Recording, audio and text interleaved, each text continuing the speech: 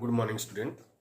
जैसा कि पिछली वीडियो में मैं आपको बताया था कि सीबीएसई के कुछ इंपॉर्टेंट क्वेश्चंस होते हैं जो रिपीटेड होते हैं और बार बार आते रहते हैं। या तो डिजिट चेंज करके देते हैं या तो उसी क्वेश्चन देते हैं। तो उसी सीरीज में मैं पहला चैप्टर जो नंबर सिस्टम से रिलेटेड है उसमें इरेशनल वाला आप लोगों को बताया। आज के दिन कुछ ऐसे नंबर हैं जो पूछता है कि ये कंपोजिट हैं कि नहीं,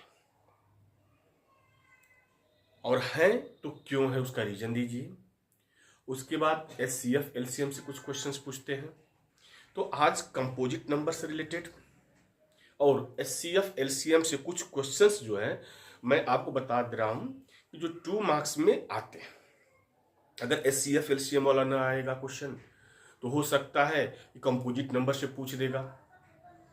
मैं वही क्वेश्चन बताऊंगा जो कि आप देख ले तो सारे उसी पैटर्न पे हो, उसका अलग अलग कोई पैटर्न नहीं होगा। बहुत अधिक डीप में जाने की जरूरत नहीं है। जैसे एक क्वेश्चन है कि explain why 7 into 11 into 13 plus 13 and 7 into 6 into 5 into 4 into 3 into 2 into 1 plus 5 are composite number। पहला क्वेश्चन है यानी कंपोजिट नंबर। सबसे पहले हमें ये जानना जरूरी है कि कंपोजिट नंबर होता क्या है। बेटा, कंपोजिट नंबर उस नंबर को कहते हैं जिसके 2 फैक्टर हो या 2 से अधिक हो, लेकिन ध्यान रहे 1 को उसमें काउंट नहीं करते हैं। जैसे हमने कहा कि 15 हमने कहा तो कोई ये ना लिख दे सर कि 1 into 15 हो गया सर, 2 फैक्टर हो गए, कंपोजिट नंबर हो गया। नहीं, 1 को तो इस पे कंसीडर करना ही नहीं है। 1 के अलावा 2 फैक्टर हो, क्योंकि 1 is the factor of each number. 1 is the factor of each number. 1 तो सभी नंबर का फैक्टर होता है। वो केवल उस समय होता है कि जब प्राइम फैक्टराइजेशन दिखाना हो तो प्राइम नंबर पूछता है, तो वहां कहते हैं कि कोई ऐसा नंबर जो खुद से और 1 से डिविजिबल हो तो उसे हम प्राइम नंबर कहते हैं। तो प्राइम के कंडीशन में 1 को कंसीडर किया जाए, लेकिन जब कंपोजिट नंबर की बात की जाए तो 1 के अलावा उसके 2 फैक्टर हो, और अगर कोई 1 को कंसीडर कर रहा है कि सर 1 भी तो फैक्टर होता है, उस केस में आप ये लिखिए कि अ नंबर विच हैज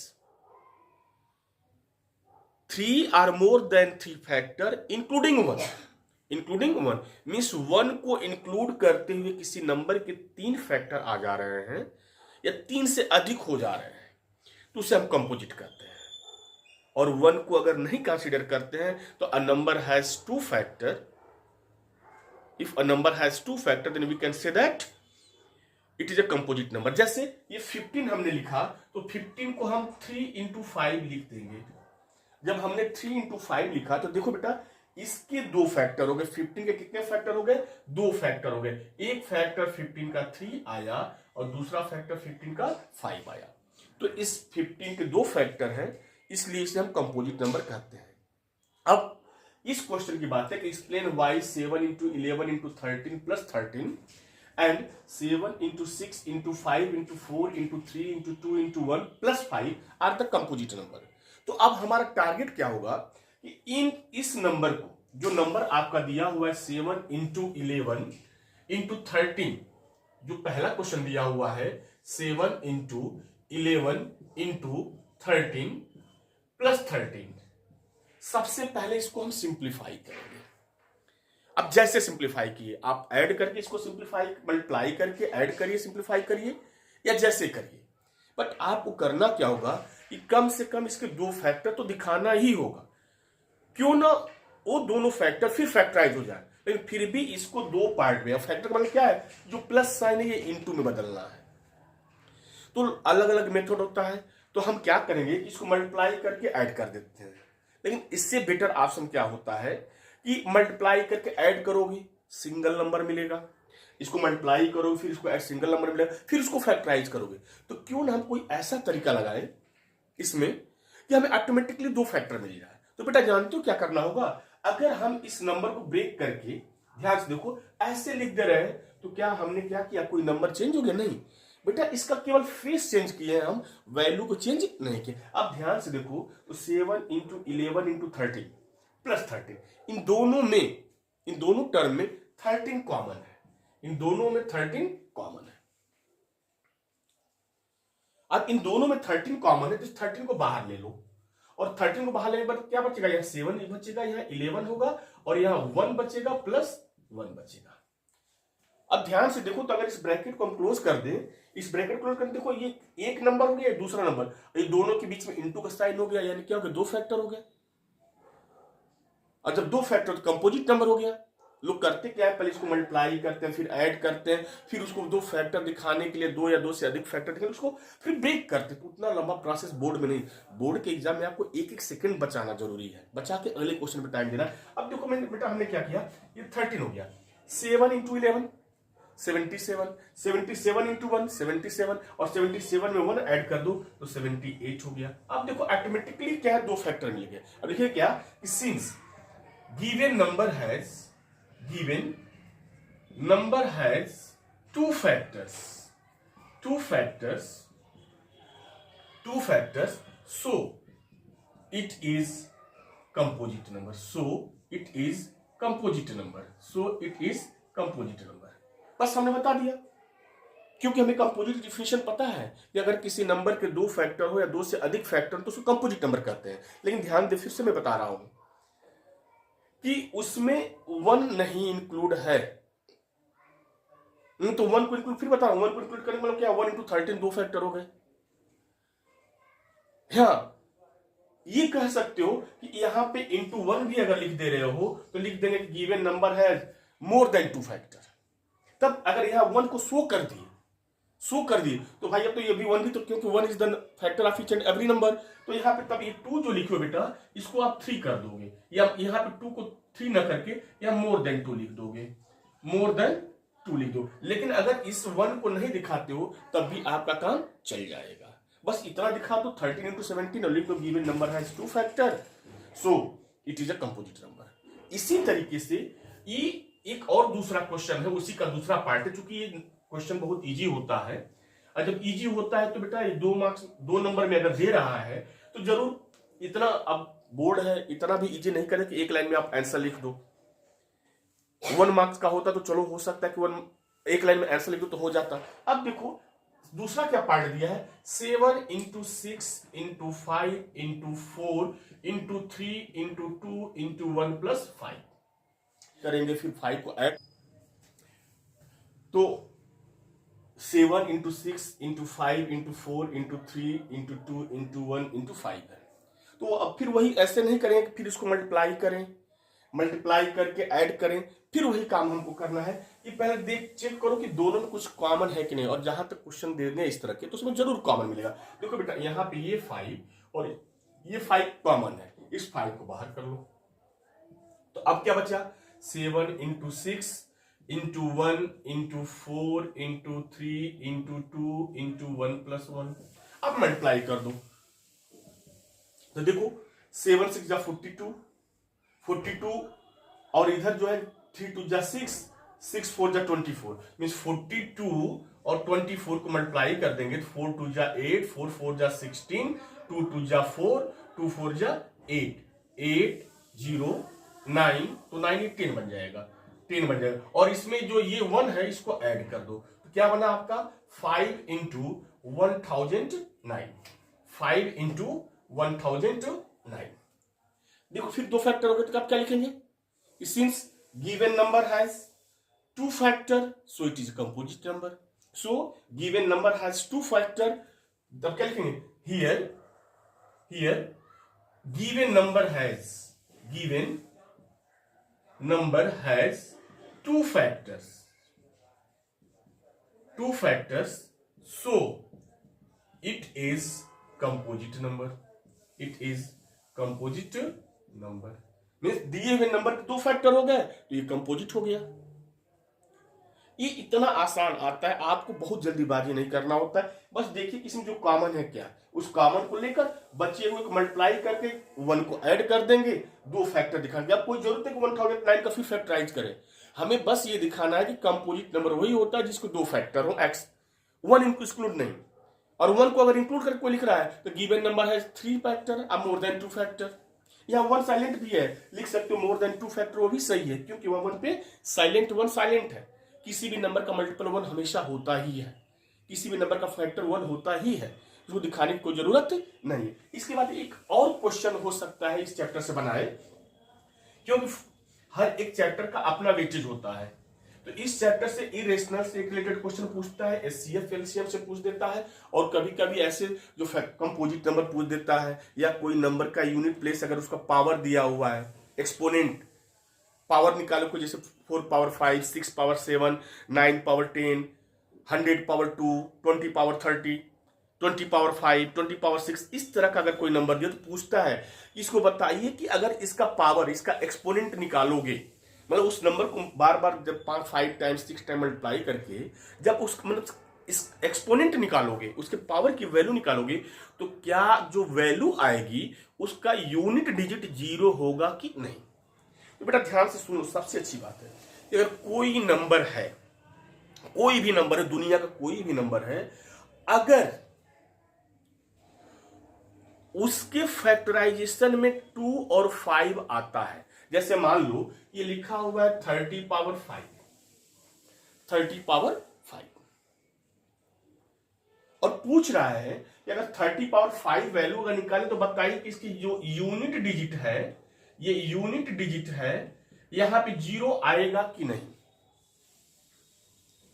तो इसका एक ही रूल है, जो ये बेस दिया होता है ना, इसका फैक्टराइज कर दो, इसका प्राइम फैक्टराइज कर दो, इस 30 का प्राइम फैक्टराइजेशन निकाल लो, उसके प्राइम फैक्टराइजेशन में 2 और 5 दोनों नंबर आ गए, चाहे 2 कितने बार आ जाए, 5 कितने बार आ जाए, चाहे क्यों न 2 एक बार और 5 भी एक बार आए, मतलब कि उसके फैक्टराइजेशन में कम से कम एक बार 2 और एक बार 5, ये दोनों नंबर अगर आ जाते हैं तो कोई भी नंबर हो, उसका पावर कुछ भी हो, n क्यों ना हो, 100 क्यों ना हो, 200 क्यों ना हो, कुछ भी हो, उसका जब उसको एक्सपेंड करोगे, जब उसकी वैल्यू निकालोगे तो 100% उसके यूनिट डिजिट पे 0 आएगा। यानी कहने का मतलब क्या है कि अगर किसी नंबर के पावर को निकालते, पावर की वैल्यू निकालते हो और उसके बेस का फैक्टराइजेशन में 2 और 5 आ गया, तो उसका एक्सपेंशन जब करोगे तो उसके यूनिट डिजिट 0 होगा, और 2 और 5 नहीं आया उसके फैक्टराइजेशन में तो उसके एक्सपेंशन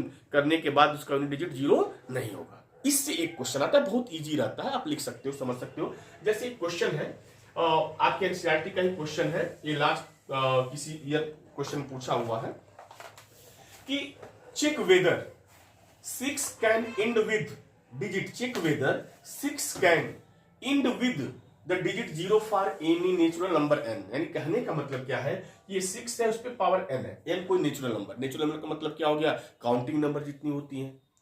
अब वो n क्या है, 1 भी हो सकता है, 2 भी हो सकता है, 3 भी हो सकता है, 4 भी हो सकता है, 5 भी हो सकता है, कुछ भी हो सकता है। अब कह रहा है क्या कि अगर इसका 6 पावर n का एक्सपेंशन करोगे तो क्या इसके यूनिट डिजिट पे 0 आएगा। तो अभी ने हमने बताया कि जो इसका बेस होता है इसको प्राइम फैक्टराइज करो, प्राइम फैक्टराइजेशन इसका करो, इसको ब्रेक करो लिस्ट फॉर्म में, और देखो कि उसमें 2 और 5 ये दो नंबर प्रेजेंट हैं कि नहीं।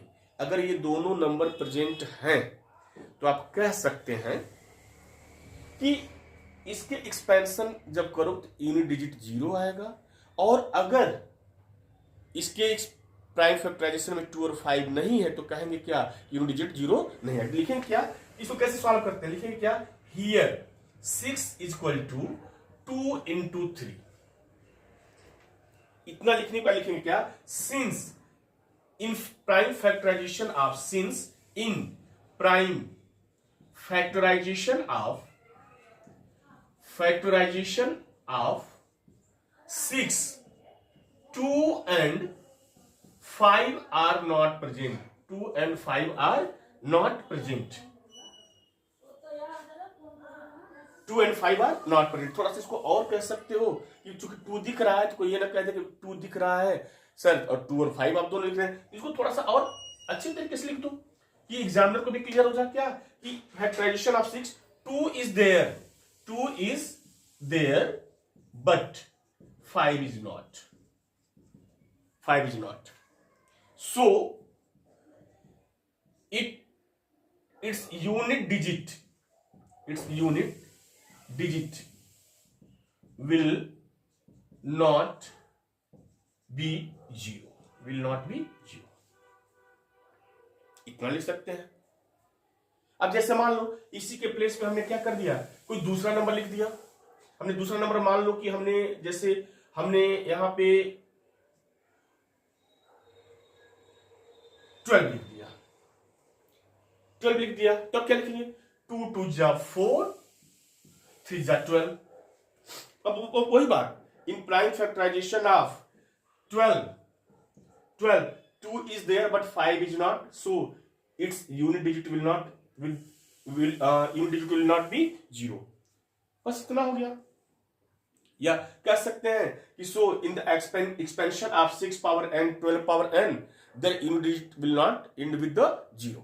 बस इतना आपको लिखना है और कुछ नहीं करना है। हाँ, अगर जैसे मान लो कि यहाँ पे 2 और 5 दोनों आ गया, 2 और 5 दोनों आ गया, जैसे हमने 30 का एग्जांपल दिया था, तो 30 क्या है 30 का एक्सपेंशन करो, 5 3 जा 15 2 जा 30, तो 2 आया आपका, 3 आया और 5 आया। अब क्या है इस 3 से नहीं, बस 2 और 5 हमको दिख गया, ये 2 और 5 दिख गया, तो क्या लिख देंगे कि in prime factorization of 30 2 and 5 both are there, 2 and 5 are there, 2 and 5 30 2 and 5 both are there, both are there, so it's so it end with unit digit 0, end with unit digit 0। बस यही है। अब बेटा ये बता रहा हूं, ये जो दोनों क्वेश्चन दिया हूं ना चैप्टर नंबर 1 का, बहुत ही इंपॉर्टेंट पॉइंट मैं बताया हूं। ऐसा नहीं, इसी जैसे क्वेश्चन अगर आ गए 2 नंबर में तो बस यही मेथड करना है और इसमें कुछ नया ऐड नहीं करना है। इजीली आप 1 मिनट में के अंदर ये 2 नंबर के क्वेश्चन कर लोगे, चाहे ये पूछते चाहे इस तरह का पूछते, इस तरीके का पूछे चाहे इस तरीके का, 2 मिनट मैक्सिमम 2 मिनट के अंदर में 2 नंबर का क्वेश्चन आप कर लेंगे। और इरेशनल का बताया हूं, उसको रिवाइज कर लेंगे तो उसको भी सॉल्व करने में आपको अधिकतम 2 या 3 मिनट लगेंगे। यानी कह सकते हैं कि 5 नंबर का क्वेश्चन, 5 मार्क्स का क्वेश्चन इस 2 वीडियो से आप कर सकते हैं। एक हाँ क्वेश्चन अब इससे एक और एचसीएफ एलसीएम से आता है, तो अब एचसीएफ एलसीएम में बहुत डीप नहीं बताऊंगा, जब नेक्स्ट सेशन से जब क्लासेस स्टार्ट होगी तो मैं डीप वीडियो बनाऊंगा, चैप्टर वाइज बनाऊंगा। अभी तो हमारे पास जो संसाधन उसी से मैं पढ़ा रहा हूं, लेकिन हाँ जो आपको यहां बता रहा हूं ये टाइम पास नहीं कर रहा हूं, ये आप लोगों को एक तरह से इंपॉर्टेंट क्वेश्चंस बता रहा हूं जो बोर्ड एग्जाम में आते हैं। संभावनाएं 99% है कि ऐसे ही क्वेश्चन आएंगे। अब देखो बेटा एक क्वेश्चन आता है एचसीएफ एलसीएम से, तो एचसीएफ एलसीएम में 2 तरह के नंबर होते हैं, कुछ वर्ड प्रॉब्लम क्वेश्चन होते हैं, कुछ रिलेशन से होते हैं कि एचसीएफ एलसीएम और अगर 2 नंबर है तो उनमें रिलेशन क्या होता है, ठीक है ना। जैसे एक क्वेश्चन है, पहले फार्मूला समझ लो कि अगर 2 नंबर है, कोई मान लो नंबर ए और बी है, ठीक ना, उसका एचसीएफ कुछ भी हो, उस एलसीएम का उसका एलसीएम ए बी का कुछ और कुछ भी हो, तो एचसीएफ एलसीएम और ये जो दोनों नंबर इनमें रिलेशन क्या होता है कि HCF into LCM, HCF into LCM equal to product of both number A into B. अब होता क्या है कि अगर पहला नंबर दूसरा नंबर दिया है, एचसीएफ दिया है, तो इस फार्मूले से एलसीएम निकाल लेंगे। अगर एचसीएफ एलसीएम दिया है और एक नंबर दिया दूसरा नंबर निकाल लेंगे। अगर एलसीएम दिया है, दोनों नंबर दिया है, एचसीएफ निकाल लेंगे। हाँ ये ध्यान देना, कुछ बच्चे कंफ्यूज हो जाते हैं कि इस तरह से दिया रहता है कि एचसीएफ ऐसे दिया रहता है, एचसीएफ 25 इक्वल टू कुछ दिया है और LCM of 25 equal to something दिया है, और पूछता है, या मान लो इसको नहीं दिया है तो पूछता है कि फाइंड द एलसीएम, तो अब बच्चे ढूंढते सर वहां पे नंबर कहां है, ये तो एचसीएफ दिया है, ये तो एलसीएम दिया है, वो दोनों नंबर क्या है, ये जो ब्रैकेट में दिया रहता है यही नंबर है, ये पहला नंबर है, ये दूसरा नंबर है, यही ए और बी है। तो इस तरह के जब क्वेश्चंस आए तो हड़बड़ाने की जरूरत नहीं है, आराम से फार्मूला लगाना है, we know that HCF into LCM is equal to first number into second number, और जो ब्रैकेट में दिया रहता है जिसका एचसीएफ है जिसका एलसीएम दिया रहता है ब्रैकेट में लिखे वो दोनों नंबर होते हैं। जैसे एक क्वेश्चन है, मैं लिख रहा हूं, इस क्वेश्चन को देखिए, जैसे एक क्वेश्चन है, एक मिनट रुक जाइए, आप लोगों को एक क्वेश्चन जो है एचसीएफ एलसीएम से दे दूं, करा दूं, जरूरी भी है कराना। जैसे दिया है कि गिवन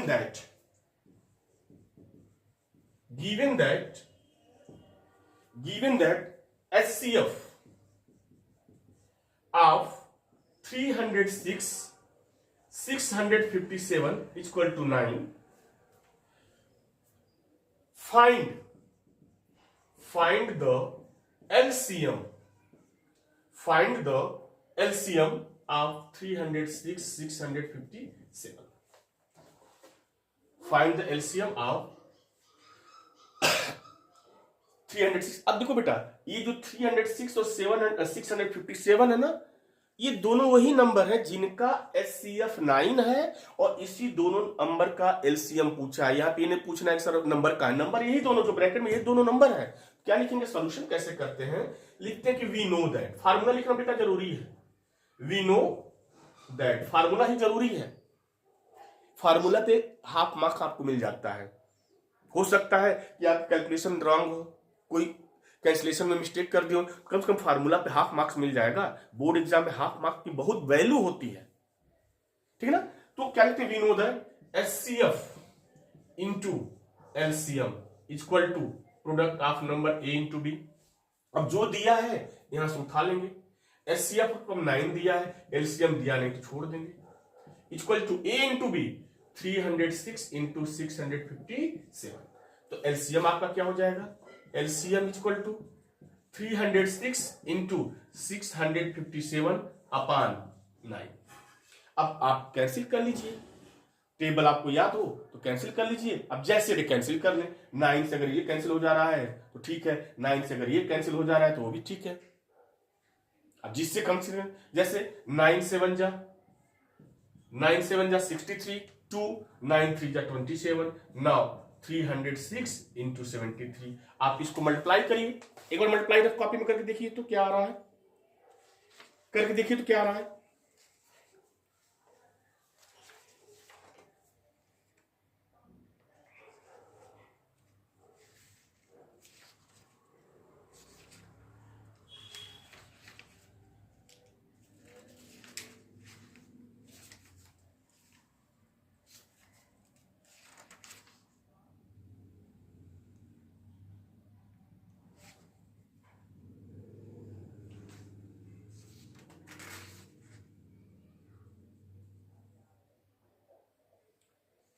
कितना आया, 22338, शायद यही आएगा। देखिए जो भी एक बार चेक कर लीजिएगा, ठीक है ना। इस तरह का क्वेश्चन आता है,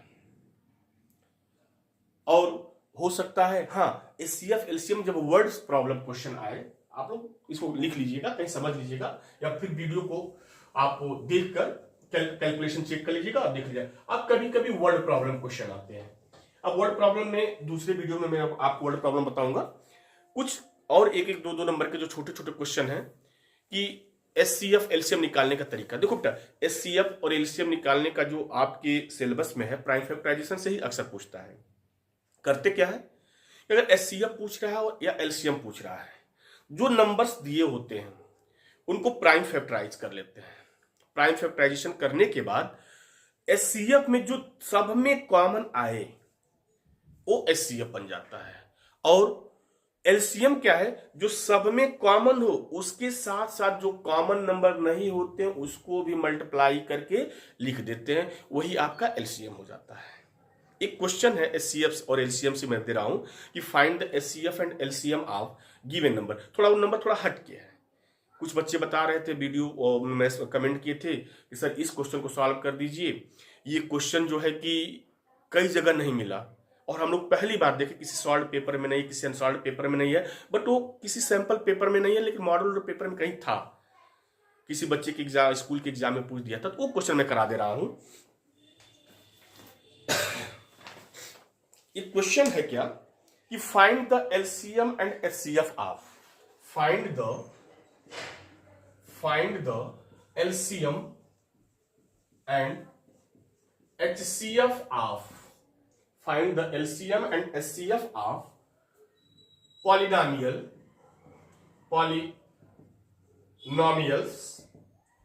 22x in bracket x plus 1 whole square and 36 x square in bracket 2x square plus 3x plus 1। ये क्वेश्चन था।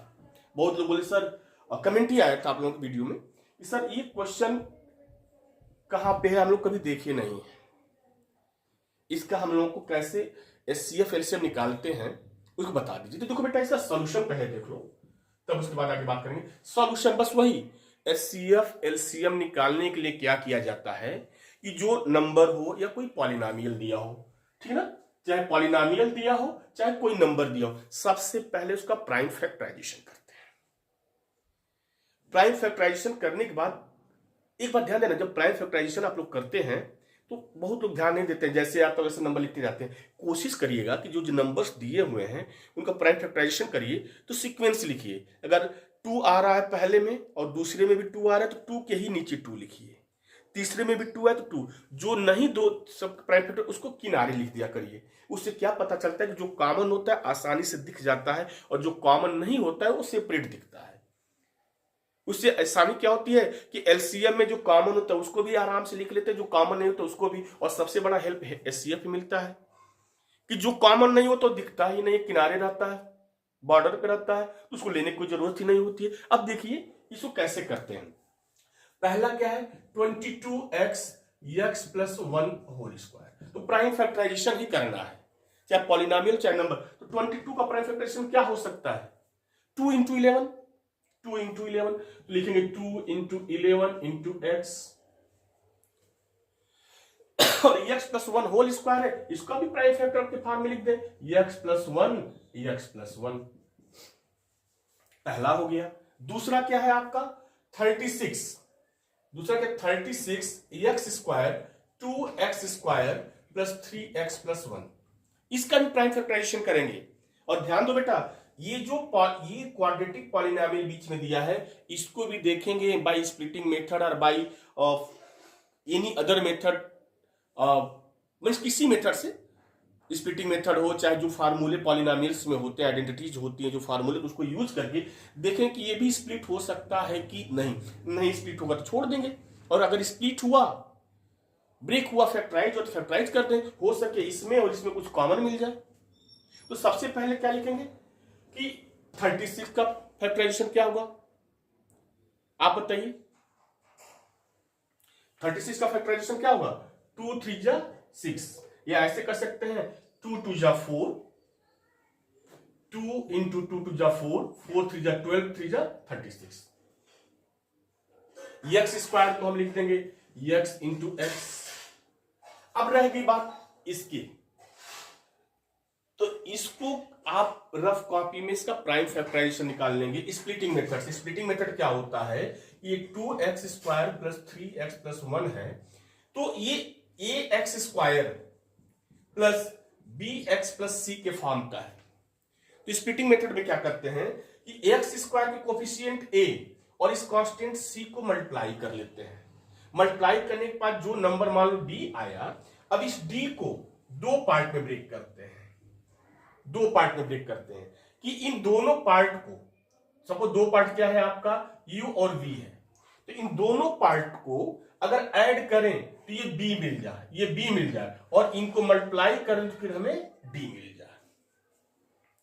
इस मेथड को अप्लाई करते हुए इसको हम जो है स्प्लिट करेंगे, किसको 2x square plus 3x plus 1, तो 2 इंटू 1 क्या होगा बेटा 2 होगा।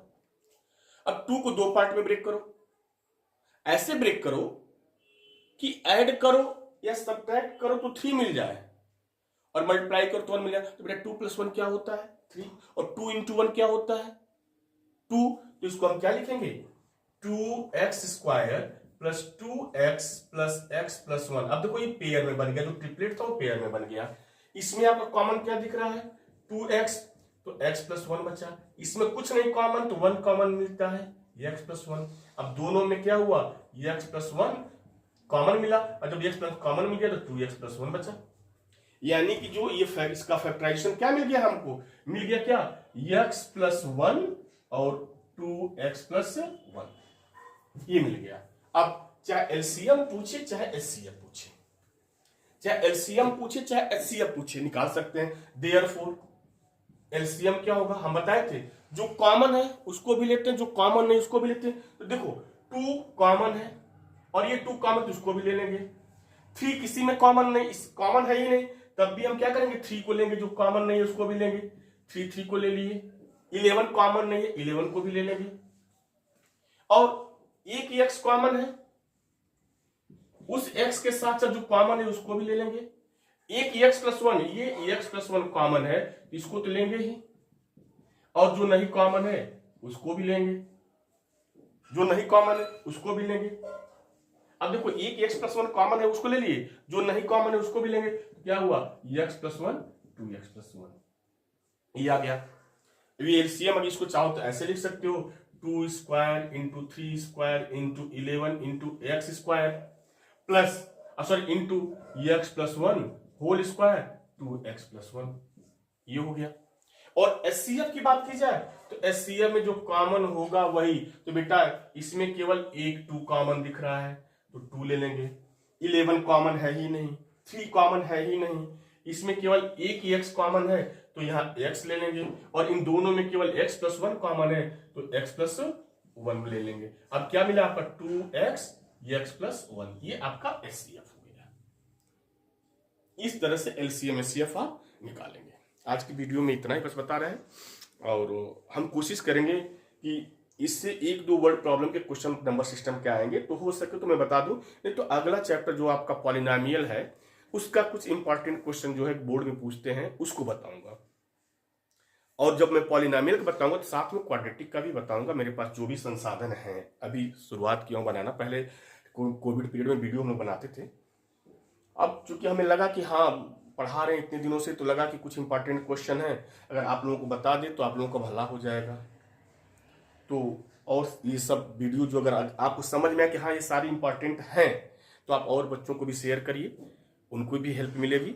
और कोशिश करूंगा कि अगले वीडियो में अगर कोई और इंपॉर्टेंट जैसे लगे कि हाँ आने वाला क्वेश्चन है बोर्ड में, तो मैं फर्स्ट चैप्टर्स करा दूंगा। तो ये जो 3-4 क्वेश्चन बताए हैं ना कल की वीडियो में, उसमें से 5 मार्क्स का क्वेश्चन आपको मिल जाएगा, गारंटी। 5 में तो 3 तो जाना, 3 तो मिलना ही है। बस 2 वीडियो में आप 3 मार्क्स का क्वेश्चन पा जाएंगे। अगले दिन पॉलिनोमियल और क्वाड्रेटिक दोनों साथ पढ़ाएंगे, दोनों साथ पढ़ाकर 1 घंटे थोड़ी लंबी वीडियो बना देंगे, या 2 वीडियो अलग अलग बनाएंगे। उसके बाद तब linear pair of linear equation 2 variable बताएंगे, ठीक है ना बेटा। वीडियो अगर आपको अच्छी लगे तो लाइक भी करिएगा, सब्सक्राइब भी करिएगा और शेयर कर दीजिएगा जिससे भला हो। और लाइक सब्सक्राइब शेयर नहीं करते हैं तो अगर समझ में आए तो आप खुद तैयार करिएगा। हम इसलिए नहीं करें कि लाइक सब्सक्राइब बढ़ जाएंगे तो हमारा नाम होगा, नहीं, आपका भला हो इसलिए। Thank you.